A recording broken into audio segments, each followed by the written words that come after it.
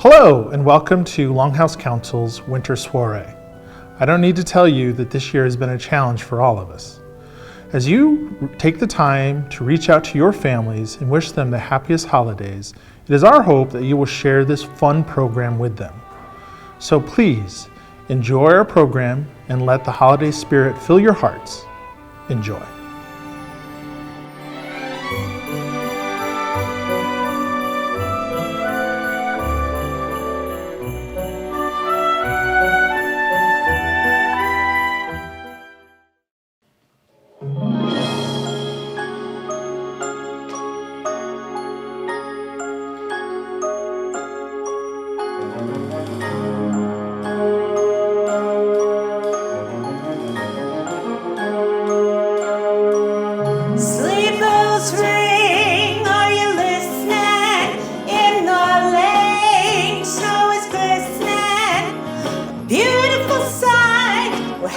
Tonight, walking in a winter wonderland.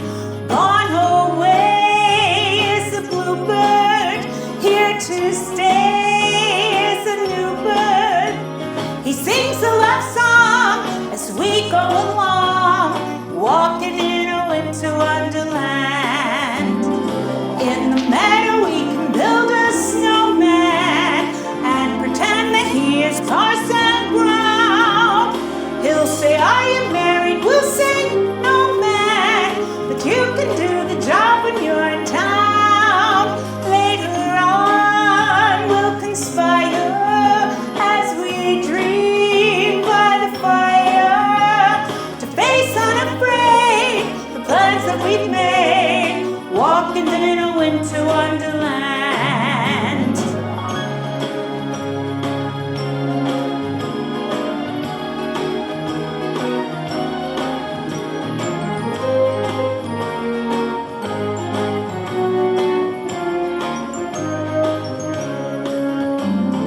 In the meadow we can build a snowman and pretend that he's a circus clown.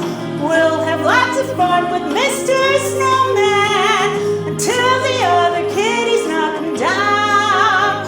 When it snows, ain't it thrilling? Though your nose gets to chillin', we'll frolic and play the Eskimo way, walking in a winter wonderland. We'll face unafraid the plans that we've made, walking in a winter wonderland.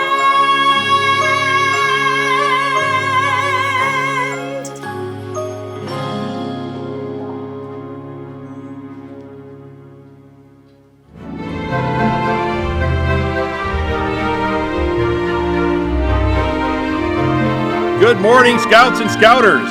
This is our camp cooking demonstration. My name's Eric Primrose. I am the Cub Master for Pack 234. I am also the camp director for all of the Cub Scout day camps in Longhouse Council. Send your kids to camp. And I'll hand it over to Scott. And I'm Scott Crispin. I'm the Scout Master at Troop 114 in Baldwinsville, New York. And in the background, we're going to have Cole Crispin helping us, but he's not going to provide an introduction at this time. Welcome to our camp cooking demonstration. We've got three things they're going to prepare for you today. We've got a jambalaya. That's a favorite of the adult patrol at Troop 114. We're going to have a classic mac and cheese that Eric Primrose makes for the pack. And I've had a number of times. And then we've got, of course, what everybody thinks of with cast iron Dutch oven cooking is dump cake. And from there, we're going to get ourselves started cooking. All right, so we're going to start with dump cake. I know that seems kind of foolish because we're starting with dessert, but that's the one that takes the longest to cook. And if there's one thing that I've learned, timing is everything when you're cooking. So first thing, we've got our coals going over my shoulder there because if you get everything prepped and you don't have hot coals, you're waiting for 15 minutes for hot coals. So starting with our dump cake, I have a big can of crushed pineapple in the pot. Dump cake. A big can of cherry pie filling in the pot. A little bit more sticky. Okay, give those a little bit of mix. Make sure they're evenly distributed. All right, next is one inexpensive cake mix. Does not have to be fancy. This is the 99-cent special. In. I like to mix that around with my fruit in the bottom. Makes it a little bit more custardy and less dry and squishy. I guess dry and crunchy would be better, but hey. All right. Next, a second cake mix over the top.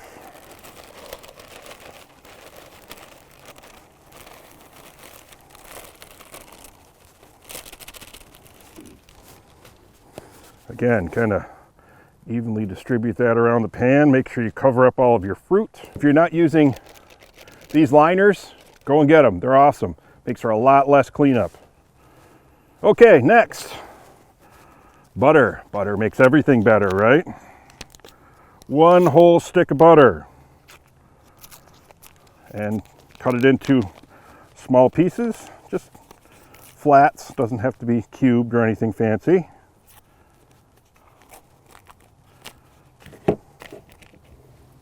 Where is my knife? Well, always have a knife in your pocket.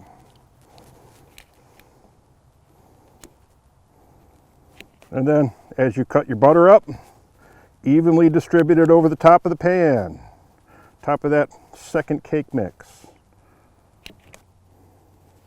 Okay, now that we got our butter in there, magic ingredient, can of lemon lime soda.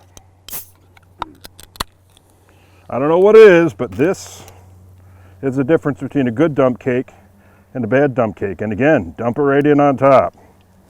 Evenly distribute it as best you can. All right, now we're gonna lid that sucker up. Try your best not to mash your paper down too much. And to the table.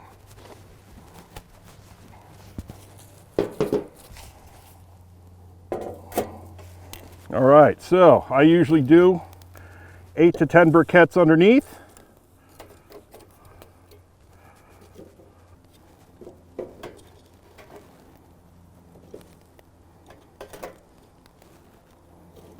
And then a bunch more on top. I usually put 16 or 17. Okay. Also, always have an old cruddy pair of tongs around. Make sure they're nice and long for moving those briquettes out of those chimneys. It can be a tough job without them. And it's going to cook for about an hour. Today we're going to make a classic Dutch oven jambalaya. This is a favorite of the adult troop at Troop 114 in Baldwinsville. So what we're going to start with, we have some olive oil. We've got some cut up chicken thigh. I like thigh rather than breast. It's got more moisture in it. It's a little bit more flavorful. We've got some andouille sausage, a little bit of heat.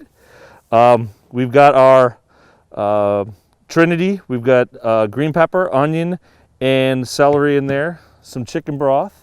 And then we've got some diced tomatoes that we're going to use for liquid. Some additional seasoning, some rice, and some shrimp.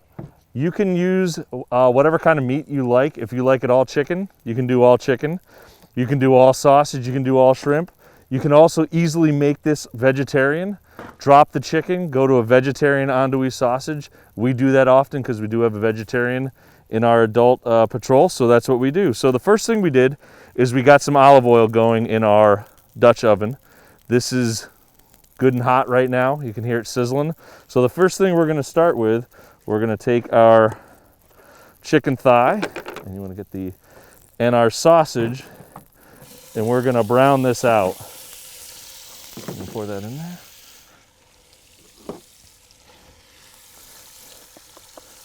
You can hear that good sizzle in there. And we're gonna do this for, let's call it 2 minutes or so until it's good and brown. Give that a stir.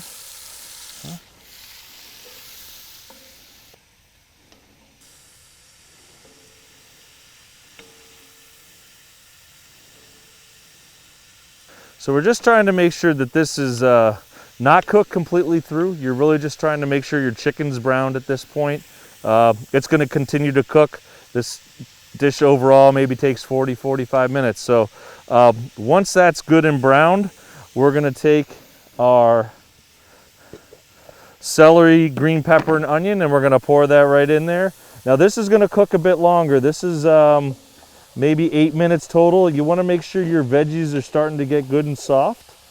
Again, not cooked perfectly all the way through, but soft and ready to go. The other thing, which is secret ingredient, very, very important, is some Creole seasoning. Brand does not matter, but this is what it gives it its kick, kind of its Creole jambalaya flavor that you're used to. It also has its salt in it, so you do not need to add additional salt. How much you add is how hot it's going to be. I'd suggest being careful the first time you make it. You can always add some at the end. You can also add hot sauce that you'd like. And then once you get used to making it a couple times, you can add more or less. So we're just going to season this up, and we're going to let that cook for about 6-7 minutes until those veggies are good and soft. All right, so our veggies are cooked part way through at this point. So now we're going to get in there and add the rest of our ingredients up until the shrimp, and let this cook a little bit longer. So we've got some rice. This is a cup. And Cole's going to stir this around to make sure it's good and coated with the liquid that's in there so far. All right. We're going to add a can of diced chilies with the liquid. Please do not drain it out. You're going to need that liquid for the rice. All right, we're going to stir that around some more. Whoop.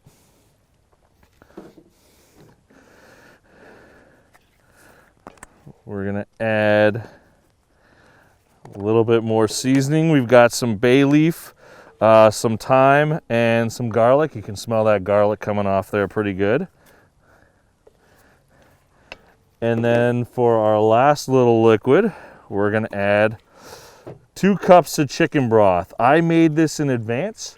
You wouldn't have to. Chicken broth is one of those things you can buy in the little cubes. Each cube, you boil a cup of water, pour it in, and you're in business. All right, so we're going to bring that back up to a simmer at this point. Maybe Mr. Primrose can get us a few more coals if they're ready. And then this is going to simmer for about 20 minutes. Let the rice get cooked part way through, and then we're going to add our shrimp right at the end. So we've let our rice simmer for about 20 minutes. If you take a look in here, this is looking just about done. Our liquid is cooked off quite a bit. And now we're going to add our shrimp. So we've got a ½ pound of medium shrimp here. I cut them in half so that everybody gets a little bit of shrimp. We're going to pour these in here and stir them in. And what's great about shrimp is they have their own timer. When they turn pink, they're done. So about 10 minutes. Let the shrimp cook, and this will be ready to eat. We're going to finish this whole thing off with some campfire mac and cheese. So I'm going to start with my nice cast iron pan on the camp stove. Going to get 2 sticks of butter in there and get those melted down.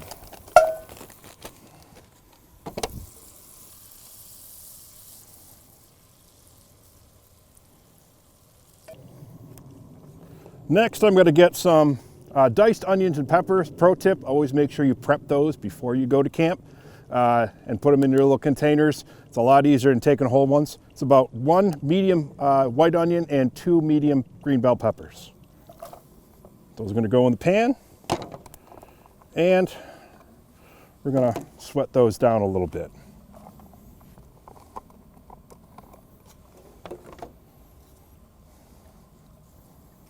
Okay, I also like to spice it up a little bit, and I'm going to put some pickled jalapenos in there.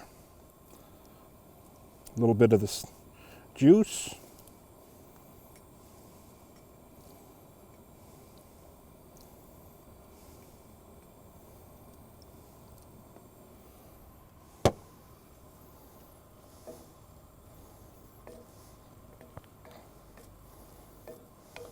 Next, I'm going to throw in some pan searing flour. I like this because it is not only going to help thicken things up, but it also has salt and pepper in it, so it's seasoning also.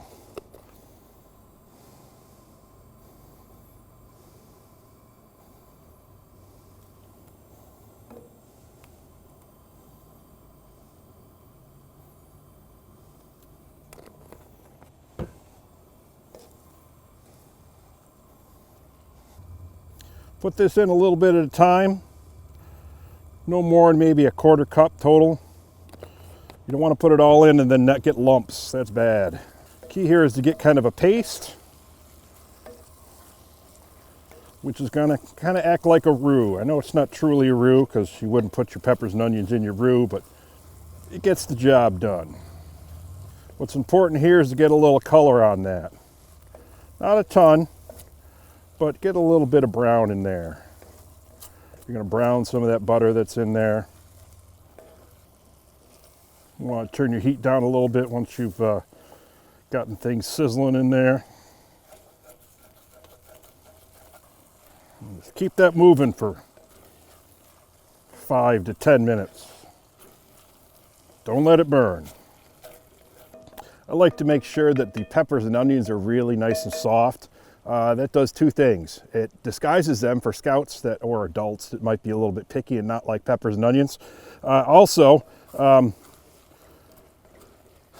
just makes it a little bit more creamy once you're done. Okay. Next step, a little bit of milk. I use whole milk. You can use whatever kind of milk you want. Get that in there and get that moving around. Again, add this a little bit at a time. You don't want to put it all in or put in too much. I would say enough to get things nice and liquidy. Maybe a cup to start out with. Maybe add a little bit more as you go. Now it's time for your cheese.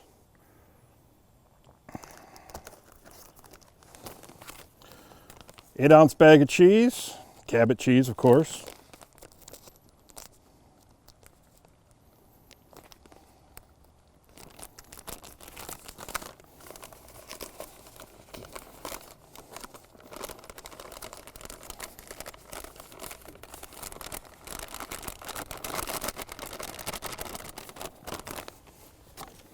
Get that moving around, get that incorporated, get that melted.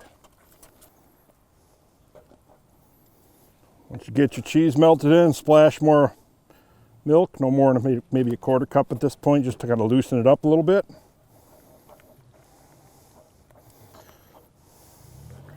All that pan searing flour in there at this point is starting to thicken things really nicely. And another half a bag of cheese. You're going to save the other half to go on top. This is cheddar. Keep it moving. Don't let it stick to the bottom. Another splash of milk just to loosen it up a little bit.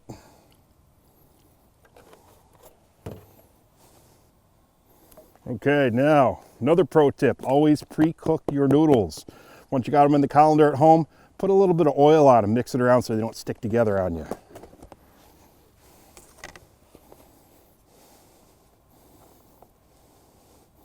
Put a little bit in, maybe half of your noodles, and then fold them into the cheese sauce.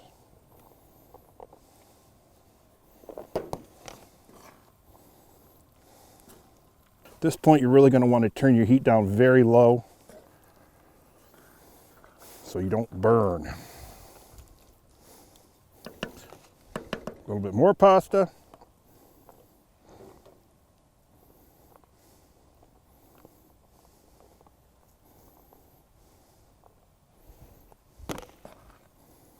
That mixed in. At this point, you got to be real careful and fold it in very carefully so that you don't make a mess of things.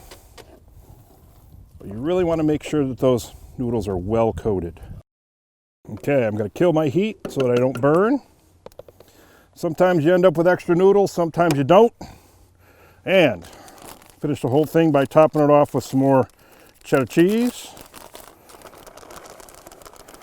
Distribute it evenly around the top.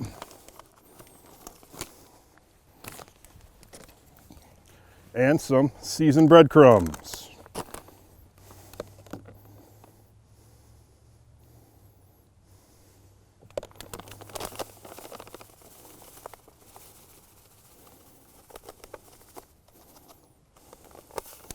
Now, if you've got a starving group of scouts, you could very easily serve this right now. It is completely edible.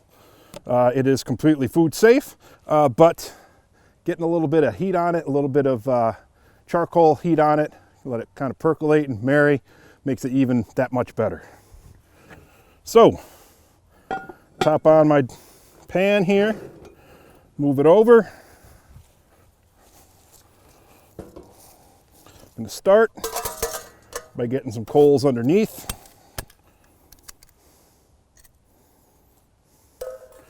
Eight to 10 at least.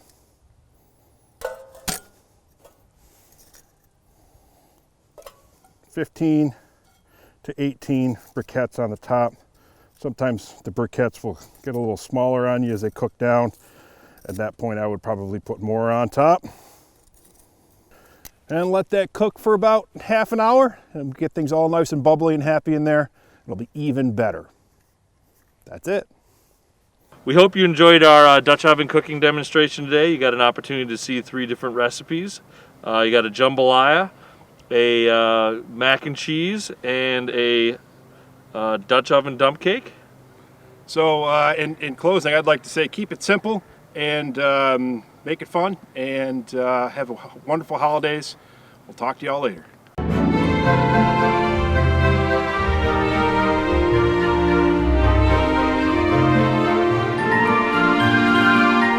Welcome everyone to Craft Time with Abby And Billy. Today we're going to make some salt dough ornaments. Gonna have fun with it. Yes. So this is an awesome craft that you can do at home, and it costs virtually nothing, and you probably have all of the materials that you need right in your pantry. So we're going to start with 2 cups of flour. Go ahead, Billy. Put that into a nice big bowl. You're going to need some room to mix it. Nothing special in the flour. You don't want anything self-rising, just the cheapest flour, unbleached white flour that you can find.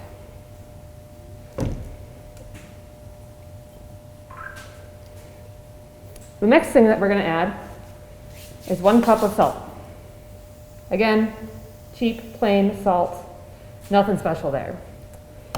And then we're going to mix that a little bit just to combine it.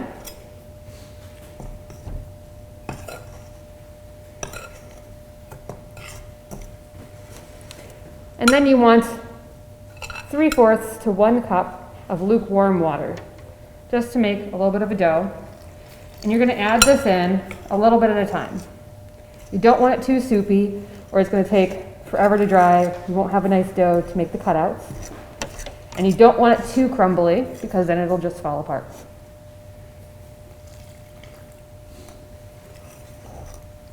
The good thing is that salt dough is very forgiving. If you add a little bit too much water and it's a little too soupy, just add a little bit of flour and it'll dry it right up. If it's too dry, just add a little bit more water. So we're going to work the dough and try to incorporate all of that water. And eventually what you're going to have to do is just ditch that spoon and get your hands in there. Because what's more fun than doing crafts with your little ones than to get right in there and get your hands dirty. You're going to start to see a nice dough form. Add in what you spilled out, just keep going. And if you want your home to smell like cinnamon around the holidays, who doesn't like that? Nice festive touch is to add cinnamon. Again, you don't need anything special, anything expensive. Find that cheap cinnamon and just add it in there. This will make your dough a little bit darker, so if you're going to be trying to make a sculpture, like a snowman, you're not going to want to add the cinnamon unless you want a dark snowman, which is totally cool. Okay. Awesome. How is that feeling? I think we're ready. We are ready. So we're going to get rid of this bowl, and we're going to plop that dough right down. Awesome. We can see how nothing is crumbling off of that. And it's a nice dough consistency. It's going to feel a little bit gritty, which is what you want because it's salt dough. So it's not going to be super smooth. But it smells nice and it's sticking together pretty nice. So now it's time to roll out our dough so we can make our cutouts. What we're going to do is take a little bit of flour, sprinkle it over the surface that we're working with, and maybe a little over our front too. And we're going to roll our dough out. Sprinkle a little bit on top, a little on top, and we roll it out. Now you can make your ornaments as thick as you'd like. The thicker your ornaments are, the sturdier they are, but also the longer they take to dry out. So I like to get my dough to where it's about 1/4 of an inch thick.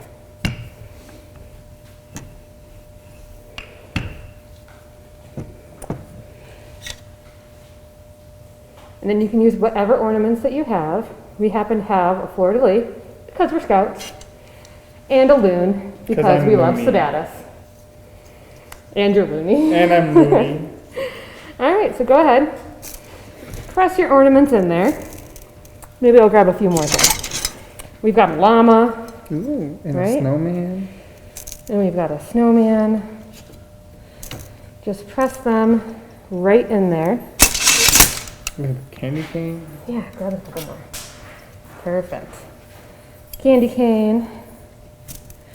You've got a star and a mitten.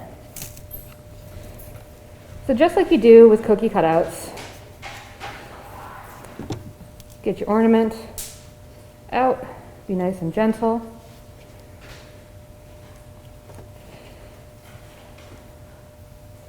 Got a nice ornament there. And then what you're going to want to do is take a paintbrush or some other item, and this is when you're going to want to put the hole for the ribbon so you can hang it. I like to put 2 in there so the ornament hangs nicely. You can put 1 or none if you want them to be a nice decoration. And we're going to get those right onto our cookie sheet and ready to go.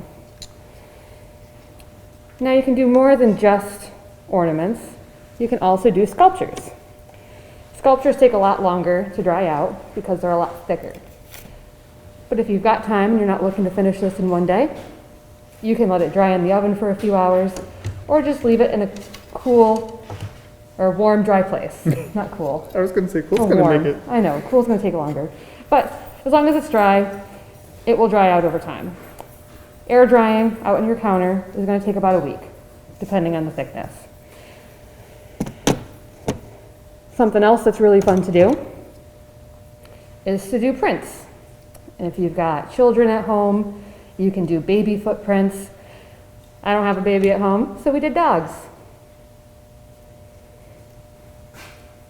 Plenty of treats with your dogs helps to make this a little bit easier. And make sure that their paws are clean or you're going to get a lot of dirt and hair. It's been rainy this week, so we've got a lot of dirt in there.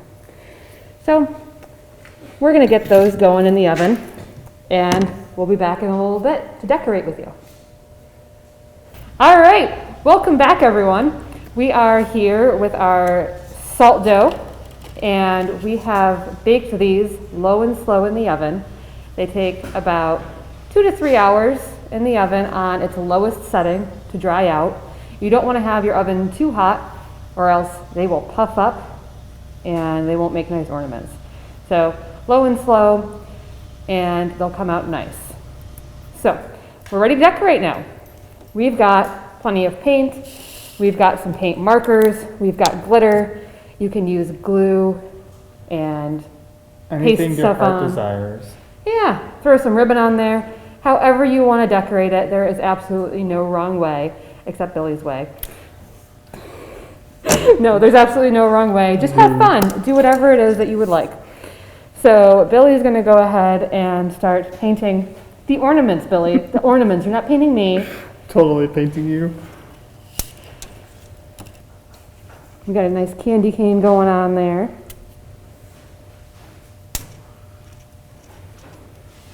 And for some colors, you might need to do a couple of coats. Make sure you're using acrylic paint.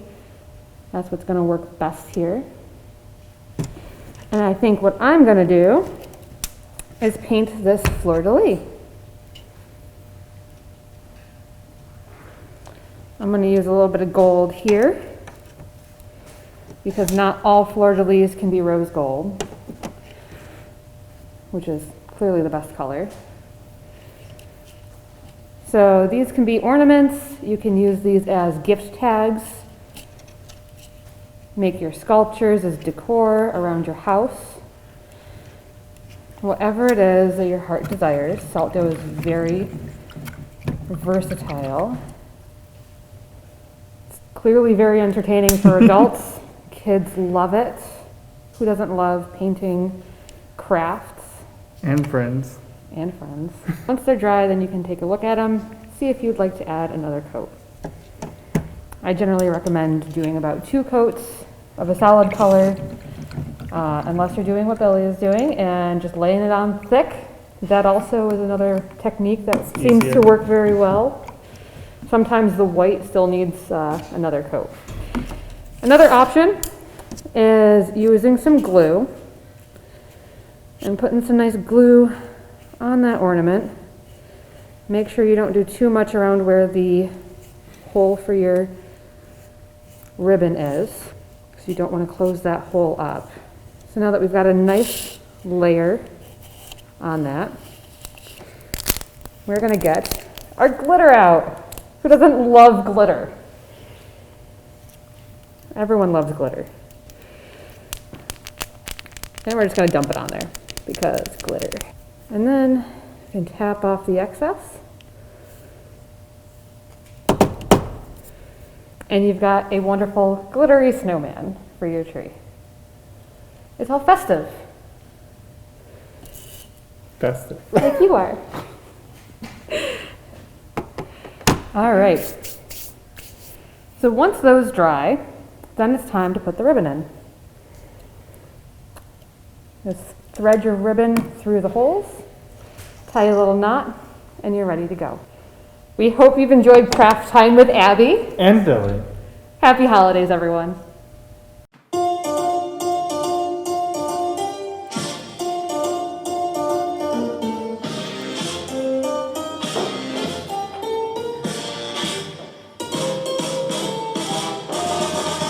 It's a marshmallow world in the winter when the snow comes and covers the ground. It's the time for play. It's a whipped cream day. I wait for it all year round. Those are marshmallow clouds being friendly in the arms of an evergreen tree. And the sun is red like a pumpkin head, shining so your nose don't freeze. The world is your snowball, see how it grows. That's how it goes whenever it snows. The world is your snowball just for a song. Get out and roll it along. It's a yum, yummy world made for sweethearts. Take a walk with your favorite girl. It's a sugar date. What if spring were late? In winter it's a marshmallow world.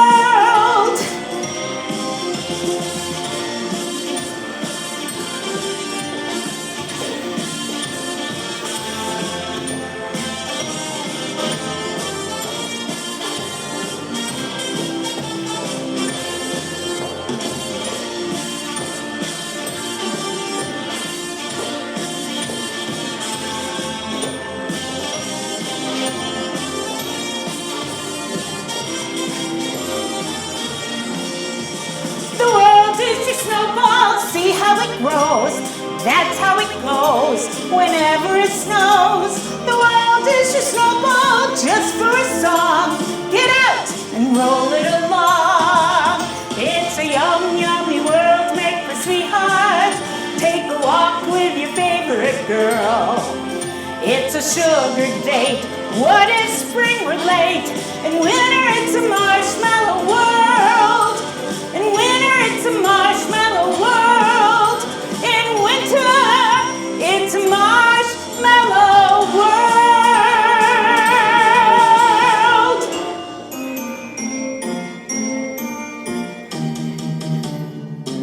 Aha!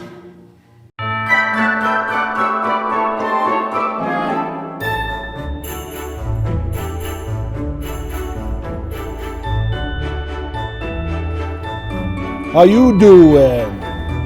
Today we will be reading Share Some Kindness, Bring Some Light by April Stott. Coco and Bear were friends from almost the first time they met.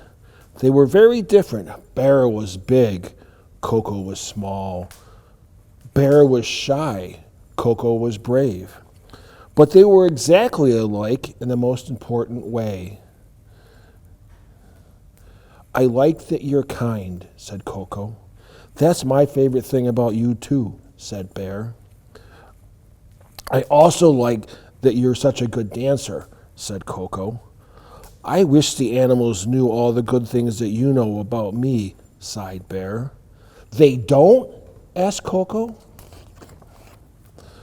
They say I must be mean because I am so big, and some of them are afraid of me. Noodle strudel, said Coco in disbelief. Yeah, said Bear, sniffling. Coco gave Bear a big, tight hug because that's what made her feel better whenever she was sad. After Bear got some of his sadness out, Coco said, My grandma always says, when life gets dark as a winter's night, share some kindness, bring some light. If we can do that, maybe the other animals will see what a good, kind bear you are. But how do you share kindness? asked Bear. Coco thought a moment. I think kindness must be something that you can give away, like a gift. We can bake cookies to share, suggested Bear. Yeah, said Coco. But how do we bring light? asked Bear. Let's make lanterns, said Coco. They're so cozy. I have supplies in my cave that we can use, offered Bear. When they were finished, they loaded up Bear's sled with all their gifts. Ready? asked Coco. Bear nodded. Ready, but a little scared too. It's okay to be scared, said Coco, so long as you don't let the scariness stop you from sharing kindness and bringing light. The first stop was Badger's house. Badger was not impressed. I only eat cookies with worms in them, he said grumpily. Would you like a lantern instead? asked Bear. How am I supposed to sleep all day with that light in here? said Badger. No, thank you. Next, they tried Rabbit's house.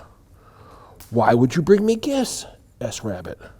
We want to show you how kind my friend Bear is, Coco replied. What if you're trying to trick me? A big bear wouldn't want to be friends with a small rabbit like me. No, thank you. They didn't have much luck with hedgehog or skunk either. I'm ready for a break, sighed Bear. Maybe we need to make some different gifts and try again tomorrow, said Coco. The walk home was cold, and the only sound was the crunch of paws and boots through the snow. Until... Help! Did you hear that? asked Bear. It's coming from over there, said Coco, pointing, and she leaped off the path and thump! Quick, climb on my back, said Bear. Help! Came the cry again. Why, it's Baby Deer, said Coco. What are you doing way out here? asked Bear. I went on an adventure, said Baby Deer, shivering. Oh, we love adventures, said Bear. I do too, said Baby Deer, but now I'm stuck. Don't be afraid, said Coco. We can help you. How? Asked Baby Deer. You can ride on my back too, said Bear. Baby Deer, where are you? The animals cried as they searched. Here I am, shouted Baby Deer. I got stuck in the snow, but Coco and Bear found me. They gave me a ride home. Oh, thank you, said Mama Deer. Wow, good thing Bear is so big, exclaimed Rabbit. And brave, said the Hedgehog. And friendly, added the Skunk. And I guess he's a kind bear, grumbled Badger. Bear, did you hear that? They finally figured out that you're kind, exclaimed Coco. But I don't understand, said Bear. They didn't want our cookies or lanterns. Your lanterns came in handy after all, but helping Baby Deer showed how kind you really are, explained Mama Deer. But we just helped because it was the right thing to do, said Coco. Exactly, said Mama Deer. I guess kindness is about giving away love instead of gifts, said Bear. It's doing something nice without expecting to get anything in return. Coco looked up at the stars. I get it now. Get what? Asked Bear. When life gets dark as a winter's night, share some kindness, bring some light. Coco grinned and started tapping her foot. But Bear, there's one more thing that the others still don't know about you. And that was that Bear was a great dancer too. The end. Thank you for joining. Wow, that was a lot of fun holiday spirit. I hope you and your loved ones really enjoyed it. I would like to take this time to thank a few people. First, our program supporters would be Cabot Cheese in 1911 Tasting Room and Distillery, plus Cookie Lehman for that wonderful rendition of those holiday favorites, Billy Zenick and Abby Lukács for showing us that fun craft we can all do from home, Ron Hill for reading that endearing story, John Lukács for the audio and visual support, and all the rest of the volunteers and staff of Longhouse Council who helped make this program possible. It is our hope that this program has brought the holiday spirit into your homes and your hearts, and it will stay with you throughout the year. So thank you, please stay safe, and happy holidays.